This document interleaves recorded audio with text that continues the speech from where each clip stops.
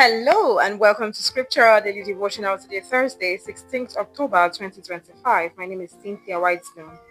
Our scripture today is Genesis 12 verse 8 and it says, "And he removed from thence unto a mountain on the east of Bethel and pitched his tent, having Bethel on the west and on the east high, and there he builded an altar unto the Lord and called upon the name of the Lord."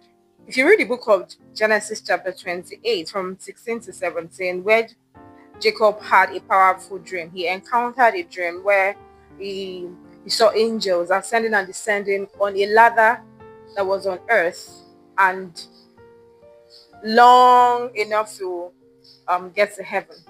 And then he heard God's voice, spoke to him, affirming or reaffirming his covenant with his grandfather Abraham. Now, there are three things I want us to note in this Bible scripture. There are three things I want us to note. Number one, Bethel was not an ordinary place. It wasn't just a random place. We see in Genesis 12 verse 8 that Abraham built an altar between Bethel and Ai. So it means that long before Jacob arrived, his grandfather had already dedicated that region to God.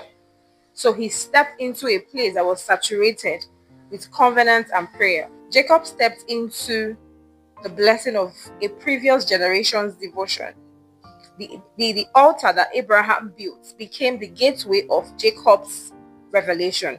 Number two, God honors generational altars. Just as satanic altars live from generation to generation, God never forgets a place or prayer of covenant. What Abraham built as as an altar became Jacob's ladder. The sacrifice of one generation became the encounter of another. Sometimes you're standing on the answered prayers of those who came before you.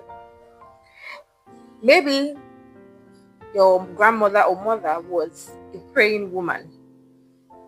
Sometimes you see her wake up at 5 a.m. praying for her children and grandchildren. And then many years later, you just find yourself walking in favor, open doors, and spiritual hunger without realizing that these fruits, the blessings of these fruits, were from her altar of prayer. Her tears became the testimony. That is why also you don't envy people. There are people you meet and things just work out for them easily. Wherever they go, people just single them out specially. You don't know who has gone ahead of them in the spirits. Some ministers flourish because of hidden sacrifices of founders who fasted, prayed, and sowed in faith. Their obedience built Bethels that generations now stand upon. There are people whose fathers have fought all the battles that is now making their generation stand today. But there are others who are now fighting, they are the ones fighting the generational curses and patterns, evil patterns of their father's house, that their father and grandfather and forefathers created. There are people who are called to be David, fighting battles for future generations to come. While there are people who are called to be Solomons, with peace on every side. But whichever be the case, do it to the glory of God. And don't be a Solomon who didn't have battles to fight but created battles for his generations by littering Israel with idols through his foreign wives. Number three, build altars that outlive you.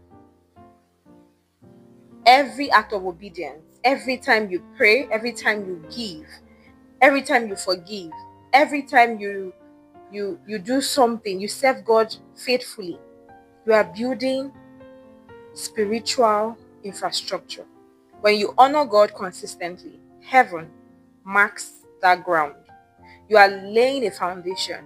You are building a Bethel that your children will one day encounter God through.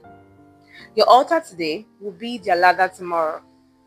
And just like Jacob, someone in your lineage will step into that same atmosphere of divine encounter and say, "Surely the Lord is in this place."